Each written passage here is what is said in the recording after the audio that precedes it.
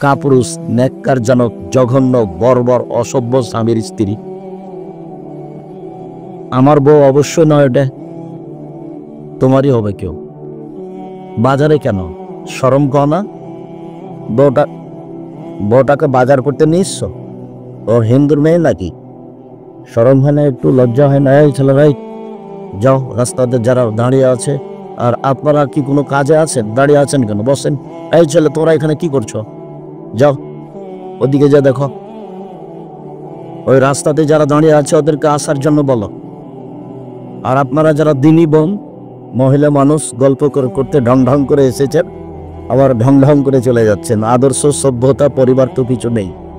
বাপে জন বিবাহ দিয়েছে, স্বামীর কাছে গেছে, তাই বাচ্চা হয়েছে, তাই ও মা। আসলে মা কেউ এরকম নয়, আর বাপের জন্য বিষয়টি এমন নয়। তো প্রথম কথা যে আপনারা একটু পরিবেশটা কন্ট্রোল করার চেষ্টা করেন। কেউ যেন কোথায় দাঁড়িয়ে না থাকে। যদি জায়গা থাকে তাহলে বসতে হবে, আর নইলে পাশে এসে দাঁড়াতে হবে, নইলে স্থান ত্যাগ করতে হবে। আমি আপনাকে বাধ্য করিনি থাকতে, তবে আমি আপনার জন্য এসেছি। আজকে অবশ্য খুব একটা ভালো অবগতিতে ছিল না যে আজকে এখানে প্রোগ্রাম আছে, তারপরেও অবগত হওয়ার পরে আসলাম। তো আপনাকে সম্মান করতে চাই, আপনি নিজে একটু সম্মান নেওয়ার চেষ্টা করেন। আমি আপনার জন্য এসেছি। প্রথম কথা হলো এই যে গত বছর আলোচনাতে বলেছিলাম যে অজু করে 2 রাকাত সালাত, অজু করে 2 রাকাত সালাত আদায় করলে জান্নাতে নবীর আগে আগে হাঁটার সুযোগ হবে। আল্লাহর নবী সকালে বেলাল রাদিয়াল্লাহু তাআলা আনহুকে বললেন, বেলাল, আমি যতবারই জান্নাতে ঢুকি দেখি তুমি আমার আগে আগে হাঁটো, বলো তো বেলাল কি কারণ? তো বেলাল রাদিয়াল্লাহু তাআলা আনহু বললেন যে আমি উজু করে 2 রাকাত সালাত আদায় করি, উজু করলেই, আর আজান দিলে 2 রাকাত সালাত আদায় করি। তো আল্লাহ রাসূল বললেন, হ্যাঁ এই জন্যই তুমি আমার আগে আগে হাঁটো। বুখারী মুসলিম। এরপরে আজান দিলে 2 রাকাত সালাত, আজানের পরপরই 2 রাকাত সালাত, বিনিময় এটাই আল্লাহ রাসূলের আগে আগে জান্নাতে হাঁটার সুযোগ হবে। প্রমাণে বুখারী মুসলিমের হাদিস। 3 নম্বর ছিল ইশরাকের সালাত, সূর্য ওঠার সাথে সাথে। এটার পরিস্থিতি হবে ফজরের সালাত জামাতে পড়ে মসজিদে বসে থাকতে হবে, তাসবিহ তাহলিল করতে হবে, পেশাব পায়খানার প্রয়োজন হলে যেতে হবে। সূর্য উঠলে 2 রাকাত সালাত।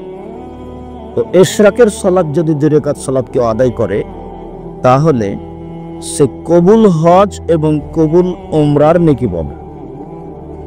কবুল হজ মানে লোকটা হয়ে গেছে সেই দিনের মতো যেদিন তার মাতাকে জন্ম দিয়েছে, নিষ্পাপ হয়ে গেছে, তার নাম হলো কবুল হজ। তো ইশরাকের 2 রাকাত সালাত আদায় করলে কবুল হজের সমান এবং কবুল উমরার সমান নেকি হয়। চায়া মসজিদে ঢোকে 2 রাকাত সালাত। আল্লাহ বলেছেন কোরআন মাজিদে যে মসজিদ হলো আল্লাহর ঘর। তো আল্লাহর ঘরে বসতে হলে ওর কাছে অনুমতি নিতে হবে। তো অনুমতি তো আর এইভাবে নেওয়া যাবে না যে আল্লাহ আমি আপনার ঘরে বসতে চাচ্ছি, বসবো কি? এইভাবে পদ্ধতি নেই। তো পদ্ধতি হলো এই যে ঢুকে যদি বসতে যাও তাহলে 2 রাকাত সালাত আদায় করতে হবে। হাদিস বুখারী মুসলিম। বুখারী মুসলিম, আবু দাউদ, নাসাই, তিরমিজি, ইবনে মাজাহ, বাইহাকি, দারানী, দাইলামি, দারিকুতনি, ইবনে হিব্বান, সহিহ আওয়ানা, মুসাদরিক হাকিম, মুসনাদ বাজার, মুসনাদ আহমদ, মুসনাদ ইয়ালা, যত হাদিস গ্রন্থ আছে সবটাতে আছে। মসজিদে ঢুকে বসা যাবে না, বসলেও অনুমতি নিতে হবে, নইলে দাঁড়িয়ে থেকে কোনো কাজ করে চলে যেতে হবে। যে কোনো সময় সূর্য উঠছে, সূর্য ডুবছে, সূর্য মাথার উপরে খুতবা চলছে, যা হবে হোক, মসজিদে ঢুকে বসতে চাইলে 2 রাকাত সালাত, তাছাড়া বসা হবে না। এটা হলো ওর কাছে অনুমতির পদ্ধতি। তো অনুমতি না হলে বসা হবে না, এই কথা মুহাম্মদ সাল্লাল্লাহু আলাইহি সাল্লাম বলেন। হাদিস বুখারী। তারপরে চাস্তের 2 রাকাত সালাত, চাস্ত 7:30 8টা এরকম সবাই চালায়, ওই যে মোটর সাইকেলে চলে আসছে, তোমরা ওখান থেকে দেখতে পাও না? ওখান থেকে তাকে ধীরে বা স্টার্ট বন্ধ করে বা মোটর সাইকেল ঠেলে নিয়ে আসতে হলো শেষ পর্যন্ত। আমি ওটা ঠেকাবো? পাহারা দিচ্ছে, তোমরা প্রোগ্রাম ডেকেছো কেন? আমি কি তোমরা বাদাম খাবার আমি কথা বলবো এটা তুমি মনে করলে? আমি কাহিনী বলতে এসেছি? অতএব তোমরা আবার পাড়ার ছেলেরা ওইদিকে দাঁড়াও, মধ্যে দাঁড়াও, ওইদিকে দাঁড়াও, পরিবেশ সাহেব পারে যেন পিপিলিকা এদিক ওদিকে যেতে না পারে, এর কোন হিসাব করে দাঁড়াও। আর যারা মোটর সাইকেল স্টার্ট দিয়ে যাচ্ছেন তাদেরও একটা ইতস্তবোধ থাকা দরকার যে আমি এখানে আল্লাহ এবং আল্লাহ রাসূলের হাদিসের অনুবাদ করছি, আপনি এই বৈঠকের পাশ দিয়ে স্টার্ট দিয়ে চলে যান কিভাবে? মানে বিদ্যা তো নেই, বুদ্ধিও কি নেই? একটু করে খান তো। মাছ দিয়ে ভাত খেলে তো কাঁটা ফেলে খান, কাঁটা সহ তো খান না, তার মানে একটু বুদ্ধি আছে। তো বিদ্যা দিয়ে কাজ না নিতে পারলে তো বুদ্ধি দিয়ে তো নিতে হবে। বিদ্যা ভিন্ন জিনিস, বুদ্ধি ভিন্ন জিনিস। এটা মূর্খ মানুষেরও বুদ্ধি আছে। চাষটের সালাত 2 রাকাত আদায় করলে সুবহানাল্লাহ বলে যত নেকি হয়, আলহামদুলিল্লাহ বলে যত নেকি হয়, লা ইলাহা ইল্লাল্লাহ বলে যত নেকি হয়, সুবহানাল্লাহ বলে যত নেকি হয়, ভালো কাজের আদেশ করলে যত নেকি হয়, মন্দ কাজের নিষেধ করলে যত নেকি হয়, সব মিলে যত নেকি হয়, চাষটের 2 রাকাত সালাত আদায় করলে তত নেকি হয়। তারপরে ছিল আওয়াবিন, 10:30 11টার সময়, 10:30 11টার সময় এই সালাতের নাম হলো আওয়াবিন। মাগরিবের পরে যে 6 রাকাত পড়া হয় তার নাম আওয়াবিন, এটা মিথ্যা কথা, এটা নবীর উপরে অপবাদ। মাগরিবের পরে 6 রাকাত পড়ার প্রমাণে হাদিসটি জাল, মানুষের বানানো। মানুষের বানানো প্রায় 3 লক্ষ হাদিস আছে, আমার কাছে আছে 10,000, আর কোরআন মাজিদের গায়ে আছে 2টা, তাহলে 10,000 2টা হলো আমার কাছে।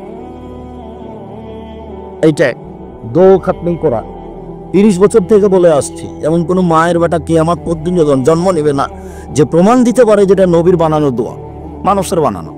যেমন একটু ছেলে একটু আগে কোরআন মাজিদ পড়ার পরে বললো সাদাকাল্লাহুল আজিম, এরকম কথা আল্লাহ নবী বলেননি। কোরআন তেলাওয়াতের পর আল্লাহ নবী বলেছেন সুবহানাকা ওয়া বিহামদিকা আশহাদু আল্লা ইলাহা ইল্লা আনতা আস্তাগফিরুকা ওয়া আতুবু ইলাইক। সাদাকাল্লাহুল আজিম প্রমাণ করা যাবে না কিয়ামত পর্যন্ত। অমনি কথা নয়, এটা রাসূলেরটা বলবে, রাসূল যেটা বলেছেন সেটা। আর এ দেখেন দোয়াও খাতমেই কোরআন 1 পৃষ্ঠা, 30 বছর থেকে বলছি, 90 সাল থেকে, 34 বছর থেকে।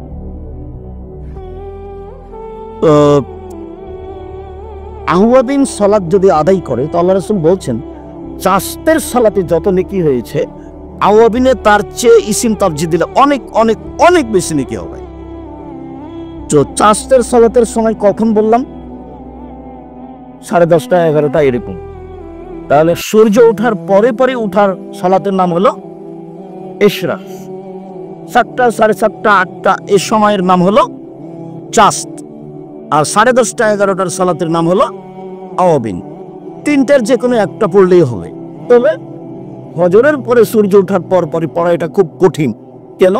ফজরের সালাত আদায় করার পরে ওখানে বসে থাকতে হবে, তাসবিহ তাহলিল জিকির আজকারের সঙ্গে থাকতে হবে। যখন সূর্য উঠবে তখন 2 রাকাত পড়তে হবে। তখন হলো কবুল হজ কবুল উমরা। মানে এটা হালকা নয়, এটা একটু ভারী, মানুষই পারবে যেহেতু আল্লাহ রাসূল বলেছেন। তারপরেরটা ছিল সালাতুল হাজা, যে কোনো মানুষ বিপদগ্রস্ত হতে পারে, 2 রাকাত সালাত আদায় করে আল্লাহকে বলবে যে আল্লাহ আমি বিপদে পড়েছি, তুমি আমাকে বাঁচাও, তার নাম সালাতুল হাজা। তখন বলেছিলাম যে ইব্রাহিম আলাইহিস সালামের স্ত্রী সারা যখন স্বৈরাচারী শাসকের কাছে ঢুকলেন, তখন স্বৈরাচারী শাসক হাত বাড়ালো তার গায়ে হাত দেওয়ার জন্য, বুখারী মুসলিমের হাদিস। তখন সারা বলছেন থামেন, আগে ওযু হবে, 2 রাকাত সালাত হবে, তারপরে কোন কথা। সারা ওযু করলে 2 রাকাত সালাত আদায় করে বললেন আল্লাহ তুমি যদি বিশ্বাস করো যে আমি তোমাকে বিশ্বাস করি তুমি আল্লাহ, 1 2 তুমি যদি বিশ্বাস করো যে আমি ইব্রাহিমকে নবী বলে মেনে নিয়েছি, আমি বলি না যে ইব্রাহিম আমার স্বামী, এটা আমি বলছি, আমি বলছি যে নবী ইব্রাহিম, ইব্রাহিম হলো নবী। 3 আমার জিন্দেগিতে আমি কোনোদিন জেনা করিনি, আমার লজ্জার স্থান আমি কোনোদিন আমার স্বামী ছাড়া কোনো পুরুষকে ব্যবহার করতে দিইনি, এই তিনটা কথা যদি আমার সত্য হয়ে থাকে, এক, আমি তোমাকে আল্লাহ বলে মেনে নিয়েছি, দুই, আমি ইব্রাহিমকে নবী বলে মেনে নিয়েছি, তিন, আমি জিন্দেগিতে কোনোদিন জেনায় লিপ্ত হইনি। এই কথা তিনটা যদি ঠিক হয়, তাহলে এই নির্জন ও যেন আমার দায়ে হাত না লাগাতে পারে। কথা শেষই হয়নি, সরেচারি শাসক উল্টে পড়ে গেছে, অজ্ঞান হয়ে উল্টে পড়ে গেছে। বুখারী মুসলিমের হাদিস। বিপদে পড়ে প্রয়োজনে 2 রাকাত সালাত, তার প্রমাণই ছিল এটা। আর একটা ছিল জোরাইজ, ঘরে ইবাদত করতে লম্বা সময় ধরতে দিল, মা এসেছেন, মা এসে ডাকছেন, তো জোরাইজ বলছেন আমি মায়ের ডাকে সাড়া দিব না আমি সালাত আদায় করবো, একটু দেরি রে। তখন জোরাইজের মা বদদুয়া করেছে, আল্লাহ, একটা বদকার জেনাকারিনী মহিলার সাথে তার দুর্ঘটনা ছাড়া যেন তার মরণ না হয়। মা এরকম একটা কঠিন বদদুয়া করে চলেই না। বুখারী মুসলিমের হাদিস। ইতিমধ্যে একজন পতিতালয়ের মহিলা উপস্থিত, তার সাথে জেনার কথা বললো, তো জোরাইজ না করলো। তো মহিলা এক রাখালের কাছে গেল, রাখালকে জোর করে ধরে জেনা করলে একটি সন্তান জন্ম নিল। তখন মহিলা বললো যে এই সন্তানটা জোরাইজে। গ্রামের লোক একবারে আসলো ভেঙে চুরে, তারপর তার গির্জার ঘর ভেঙে একবারে ধুলা ধুলা করে দিল, তাকে গির্জাঘর থেকে বের করে রাস্তায় নামিয়ে দিল, অকথ্য ভাষায় গালি দিল। তখন জোরাইজ বললেন, জোরাইজ 2 রাকাত সালাত আদায় করলেন। 2 রাকাত সালাত আদায় করে দুধের বাচ্চাকে গিয়ে বলছেন, পতিতালয়ের মহিলার কোলে যে দুধের বাচ্চা আছে, ওকে গিয়ে বলছেন, এই তোমার আব্বাকে বলো তো দেখি। তখন ওই দুধের বাচ্চা বলছে, আমার আব্বা হচ্ছে রাখাল, গরু রাখাল। হাদিস বুখারী মুসলিম। তো জোরাইজ 2 রাকাত সালাত আদায় করে এই বিপদ থেকে বাঁচতে চাইলেন। তার নাম হচ্ছে সালাতুল হাজা। যে কোনো প্রয়োজনে, যে কোনো সমস্যায়, ছোট হোক আর বড় হোক, 2 রাকাত সালাত আদায় করে সালাম ফিরে হাত তুলে দোয়া করে বা 2 রাকাত সালাত আদায় করে আল্লাহকে কিছু বলেন, আল্লাহ দিবেন, উনি দেওয়ার জন্য প্রতীক্ষমান আছেন। তার নাম সালাতুল হাজা। তারপরে ছিল সালাতুল ইস্তেখারা। কোনো কাজের সিদ্ধান্ত নিলে 2 রাকাত সালাত আদায় করে সালাম ফিরার পরে বলতে হবে দোয়াটা, আল্লাহুম্মা আস্তাগফিরুকা বিইলমিকা ওয়াস্তাগফিরুকা বিকুদরাতিকা। ওই দোয়াটা লম্বা করে বলে আপনি উঠে যাবেন, বা সালাম ফিরার পূর্ব বলতে পারেন, সালাম ফিরার পরের কথাটা এসেছে, তার নাম হলো সালাতুল ইস্তেখারা, সিদ্ধান্ত চাওয়ার সালাত। আমিও জমিতে নিব কি না, আমিও কাজটা করব কি না, এই সিদ্ধান্তের সালাতের নাম হচ্ছে সালাতুল ইস্তেখারা। তারপরে একটা সালাতের কথা ছিল সালাতুত তাসবিহ। সালাতুত তাসবিহের হাদিস আমরা সঠিকভাবে প্রমাণ করতে পারিনি, জাল জেব দ্বারা প্রমাণিত, যার কারণে আমরা বলেছি সালাতুল হাজা না, সালাতুত তাসবিহ এটা করতে হবে না, প্রমাণ করা যায় না। বাকি সবগুলো বলেছিলাম।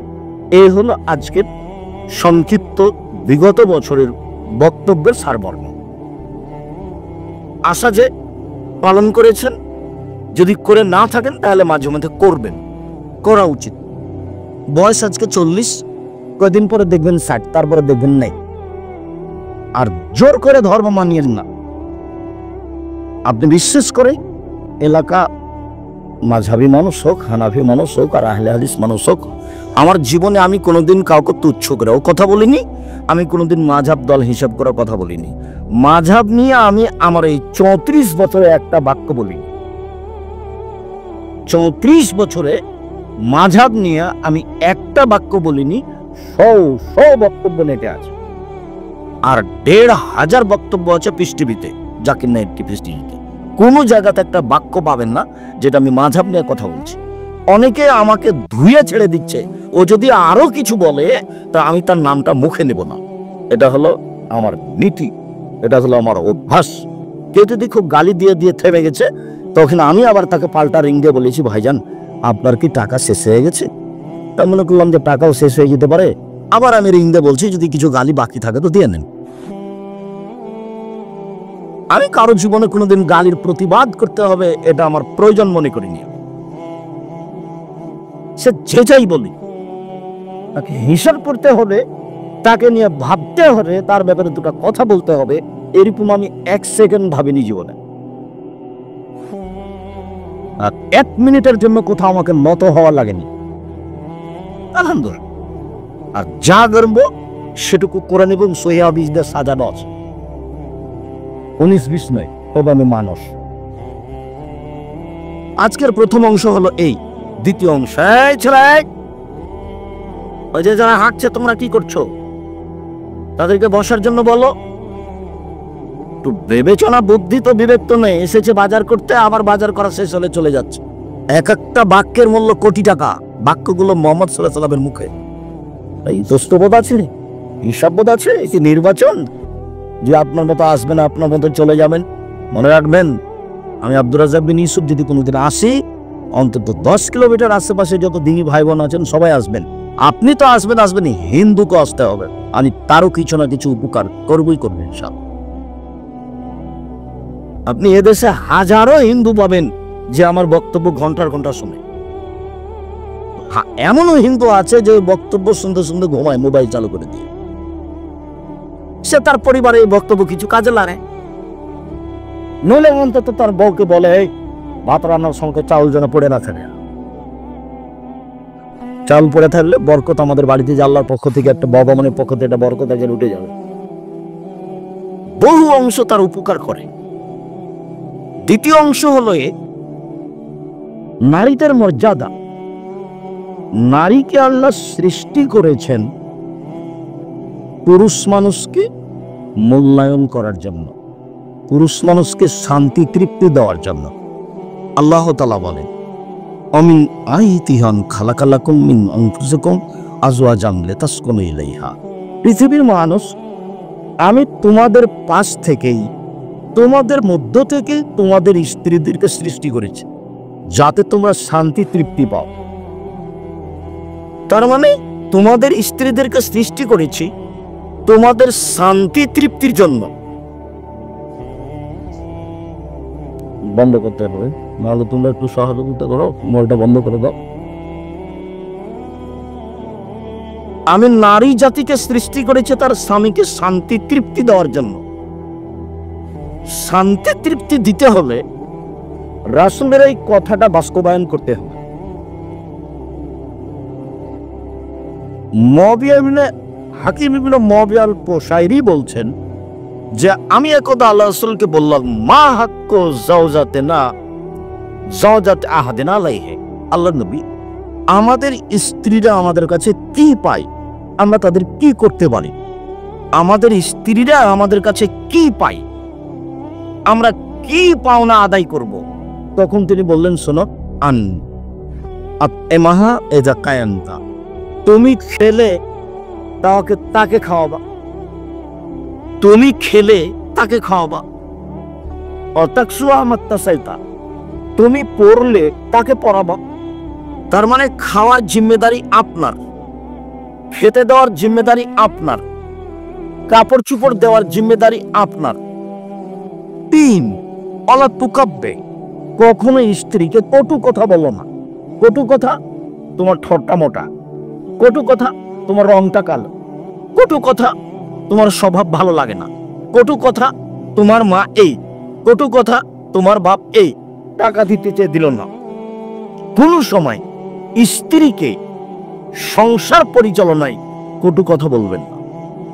কটু কথা বললে ওকে যে উদ্দেশ্যে সৃষ্টি করা হয়েছে সেটা বাস্তবায়ন হবে না, সেটা হলো শান্তি তৃপ্তি।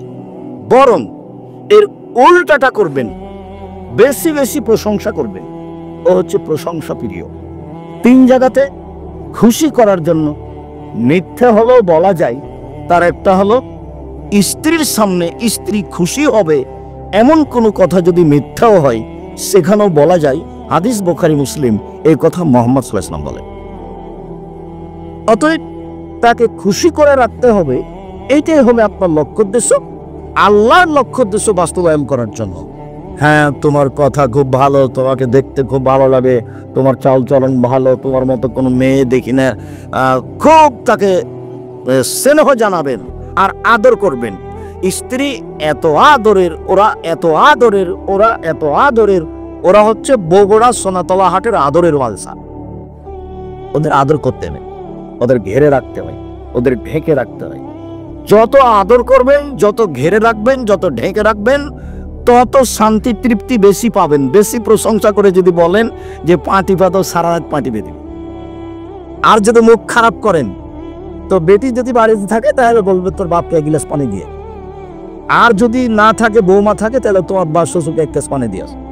আর যদি বেটি বা বৌমা কেউ না থাকে, তাকে এক গ্লাস পানি দেওয়াই লাগে, তো এইভাবে বলবে, এইভাবে দিয়ে থাকস করে দেখে চলে যাবে। মানে আপনার সাথে কথাটাকে ভালো লাগে না। এমনও মহিলা আছে যে তার স্বামীর মুখের দিকে দেখে না, নিরুপায় হয়ে সংসার করে। বলছে আপনারা স্যার, আপনি তো বলেন যে স্বামীকে মানতে হবে তিতা লাগলেও বিছা লাগলেও, তো তার মুখখানি এত খারাপ যে আমি দেখতেই পারি না, তা আমি তাকে কেমনে মূল্যায়ন করব? কটু কথা বলবেন না, গালি দিবেন না। আমি এ কথা বলিনি, এ কথা মোহাম্মদ সাল্লাল্লাহু আলাইহি ওয়াসাল্লাম বলেছেন। 4, মারাও যদি কোনো সময় লাগে সংশোধনের জন্য, যেখানে আদর আছে সেখানে মায়ের আছে, যেখানে আদর আছে সেখানে মায়ের আছে। আদর দিয়ে হয় না যখন মায়ের, তখন। এই কথা মুহাম্মদ সাল্লাল্লাহু আলাইহি ওয়াসাল্লাম বলেন, এই কথা আল্লাহ তাআলা বলেন। মারলেও মুখের উপরে মারা হবে না, এই কথা তিনি বলেন। স্কুলে মাস্টারেরা আগে থাপ্পড় মারত ছাত্রদের, মানে মাস্টারেরও তো জানা নাই যে মারতে হবে কোথায়। মাস্টার তো আর কোনো হাদিস পড়েনি, ওর মাস্টার যা পড়িয়েছে উনি তাই পড়েছেন। শিক্ষার জন্য যদি চীন যেতে হয় তবুও যাও, কথা তো মিথ্যে, কেউ তো দেখে না। দেশকে ভালোবাসা ইমানের অঙ্গ, কথা তো মিথ্যে, কেউ তো দেখে না। ধর্ম এমনিতেই চলছে। ধর্ম সৌদি আরব থেকে বের হয়ে ইরাকে ঢুকেছে, ইরাকে গিয়ে আরবি ভাষায় ধর্ম বানানো হয়েছে, বিকৃত করা হয়েছে আরবি ভাষায়। সেগুলো ইরানে গেছে, ইরানে গিয়ে সেটা ফার্সি ভাষা হয়েছে। সেইটা এসেছে ভারত, বাংলাদেশ, পাকিস্তানে। যারা নিয়ে এসেছে তারা ছিল মোগল, তাদের ভাষা ছিল ফার্সি, তারা ছিল তরিকাপন্থী, চিস্তিয়া তরিকাপন্থী। কাজে ধর্মটাই বিকৃত হয়ে ভারত, বাংলাদেশ, পাকিস্তানে এসেছে। তারা যখন চলে গেছে 750 বছর পরে, তখন ইংরেজ থেকে যে দেশে 190 বছর, তাহলে মোট কত হলো? 7, 8, 9, 940। 940 বছর সঠিক ধর্ম মানুষ খুঁজবে, এরকম পরিবেশ আসে না, যার কারণে এলোমেলো হয়ে গেছে।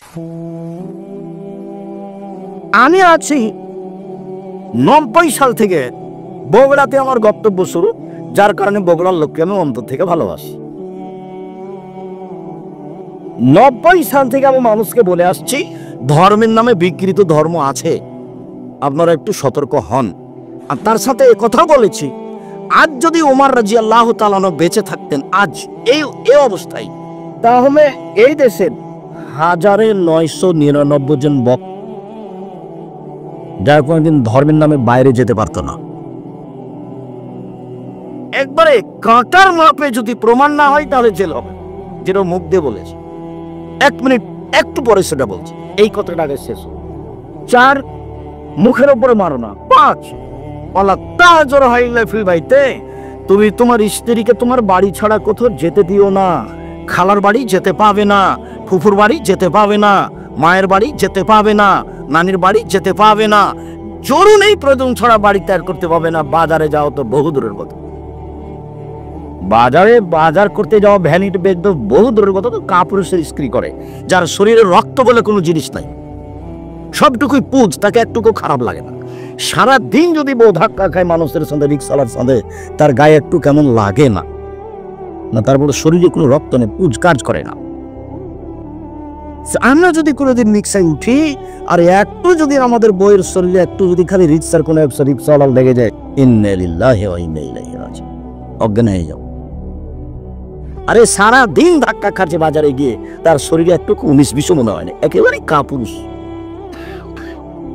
বউ মাঠে থাক আর ঘাটে থাক, তার কিছু আসে যায় না। এই যে সেই জোহর থেকে বাজার করছে, আপনার মেয়েটা যেখানে বাজার করছে ক্লাস 10-এ পড়ে, ক্লাস 10-এ পড়ে, 8-এ যেদিন উঠেছে সেদিন সে যুবতী হয়েছে, হাইজ হয়েছে। বিবাহ হলে তার 3টে ছেলে হতো, কোন শরমে সে এখানে বাজারে দাঁড়িয়ে আছে? ওকে হিন্দুর মেয়ে, আপনি আমাকে বললেই হবে? জন্ম দিয়েছেন আপনি, কন্ট্রোল করবেন আপনি। তাহাজ্জুদ পড়ে জান্নাত কিনতে চান না, ওলে হিসাব 3 শ্রেণীর মানুষ জান্নাতে যাবে না। আল্লাহ রাসূল বলছেন আবাদা, কখনো না। 3 শ্রেণীর মানুষ জান্নাতে যাবে না। এক, আর দায়ুস, যার স্ত্রী, বউ, মেয়ে বেপরদাই চলে জান্নাতে যাবে না। হজ করলেও হবে না, তাহাজ্জুদ পড়লেও হবে না।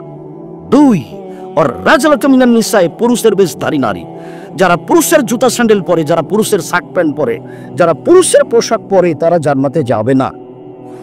তাহাজ্জুদ পড়লেও হবে না, হজ করলেও হবে না। সম্মানিত দিনী ভাই বোন, মধ্যখানে একটা কথা মনে পড়লো, সেই কথাটা আগে বলি। এই কথার রাসূল দুঃখ আফসোস করে বলেছে, পৃথিবীর মানুষ মনে রেখো, আমার উম্মত ইহুদি খ্রিস্টানের সাথে মিশে যাবে কৃষ্টি কালচারে, কথাবার্তাতে, পোশাক আশাকে, চলাফেরাতে, কাগজ কলমে, অফিস আদালতে, খাওয়া পানিতে, সব কিছুতেই আমার উম্মত ইহুদি খ্রিস্টানের সাথে মিশে যাবে ডান হাতের বিঘত যেমন বাম হাতের সমান সমান সমান মিশে যাবে। আমার উম্মত তাদের সাথে মিশে যাবে ডান পায়ের জুতা যেমন বাম পায়ের সমান, এভাবে মিশে যাবে, মানে খারাপে মিশে যাবে। এরপরে আবার বলছেন নামতে, ভাষাগত নামতে নামতে নামতে এমন নিচে নামলেন। পৃথিবীর মানুষ শুনে রাখো, ইহুদি খ্রিস্টান যদি মায়ের সাথে জেনা করে থাকে, তো আমার উম্মত তাদের সাথে মিলতে গিয়ে মায়ের সাথে জেনা করবে। আমি যদি বুঝাতে না পারি আমি অক্ষম। বলেন আপনার মেয়ের সামনের দিক চুল ছোট কেন? বলেন, এটা ইহুদি খ্রিস্টানদের মেয়েদের নীতি। বলেন আপনার মেয়ের নখ বড় কেন? নখে নেইল পালিশ আছে। ইহুদি খ্রিস্টানদের পতিতালয়ের মেয়েদের বৈশিষ্ট্য হচ্ছে নখ বড় রাখা, নখে নেইল পালিশ রাখা। ইহুদি খ্রিস্টানদের পতিতালয়ের মেয়েদের বৈশিষ্ট্য হচ্ছে নখ বড় রাখা, নখে নেইল পালিশ দেওয়া। আপনার মেয়ের বড় কেন? আপনি বাপ নন? আপনি তো বাপ, সবাই তো বলছে আপনি বাপ। যদি চল আমি বলেছি আপনি তার সৎ বাপ, আমি এ কথা বলেছি। আমি আপনার সরাসরি বাপ বলতে কষ্ট পাই, যার পরে আমি একটু এড়িয়ে বলেছি। আপনি বাপ সত্যই, এটাই ঠিক, কিন্তু আমি বলতে কষ্ট পাই, এর জন্য আপনাকে আমি বলেছি আপনি সৎ বাপ, এ কথা আমি বলেছি। যদি আপনি বাপ এখনই দাবি করেন, তাহলে যেটা একটু পরে বলেছি সেটা এখনই বলতে চাইছিলাম একটু পরে। সেটা হবে মানে আলা সালাসা বানাতিনকে যদি 3টা মেয়ের লালন পালন করে, 3টা মেয়ের লালন পালন কি? 1 আল্লামাহুন্না, তাকে বিদ্যা শিখিয়ে দিল। 2 আদাবাহুন্না, তাকে শিষ্টাচার শিখিয়ে দিল। 3 যাওয়াজাহুন্না, তার বিবাহ দিয়ে দিল। তাহলে এই মেয়ে বিচারের মাঠে, মেয়ে 3টি বিচারের মাঠে বাপকে জাহান্নাম থেকে বাঁচানোর জন্য অন্তরাল হয়ে যাবে। ওইদিকে থাকবে জাহান্নাম, আর এদিকে থাকবে তার পিতা, আর মধ্যে থাকবে মেয়েরা। মেয়েরা বলবে আমার পিতার জন্য আগে জান্নাত ঘোষণা হবে, তারপরে এখান থেকে সরব। তার অন্তরাল। তার মানে যে কোনো মূল্যে মেয়ে তার বাপকে জান্নাতে নিয়ে যাবেই যাবে। আল্লাহর নবী বলছেন কুনাল্লাহু সিতরান নার, মেয়েরা অন্তরাল হয়ে যাবে, অন্তরাল জাহান্নাম থেকে।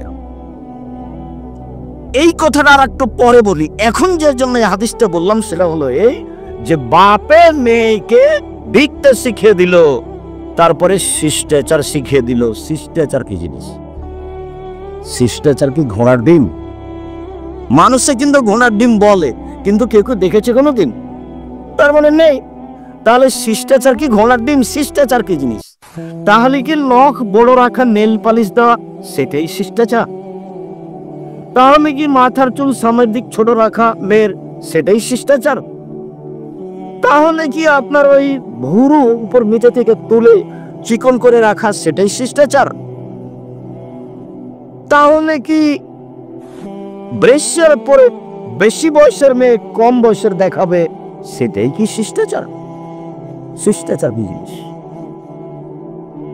তাহলে কি এখানে এসে দোকানে হাট বাজার করতে হবে, সেটাই শিষ্টাচার? শিষ্টাচার কি জিনিস?